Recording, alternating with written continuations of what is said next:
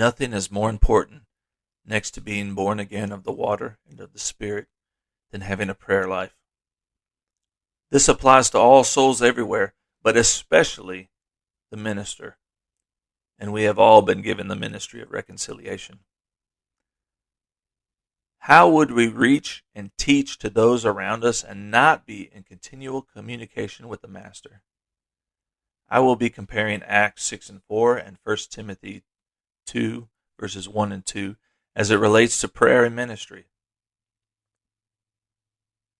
Acts 6 and 4 states, "But we will give ourselves continually to prayer and to the ministry of the word."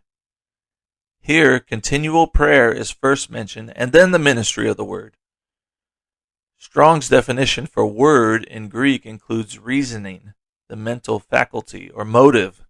If we would first give ourselves to prayer, our motive should be in line with Jesus, and the subsequent ministry would be more compassionate.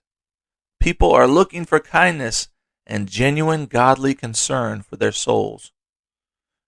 In the letter to Timothy, Paul writes, "I exhort, therefore, that first of all, supplications, prayers, intercessions, and giving of thanks be made for all men, for kings and for all that are in authority, that we may lead a quiet and peaceable life in all godliness and honesty." This passage begins by referring to many different types of prayers to be made for all men. Intercessions and giving of thanks are not just lay me down to sleep type prayers. There's something to them, including physical groanings and grit your teeth and thank God for that person. Sometimes we judge within ourselves the current state of a man without seeing the end result or believing that God could change such a person, when the truth of the matter is Jesus loves all men and each soul is precious to him. We should, in turn, reciprocate that love as recipients of grace.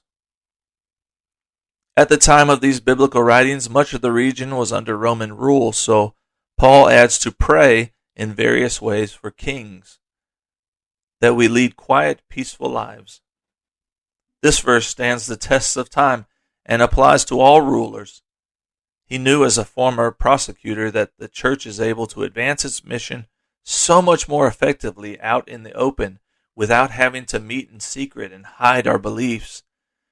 There are places on earth that face this every day, and we are so blessed to be able to continue assembling for worship.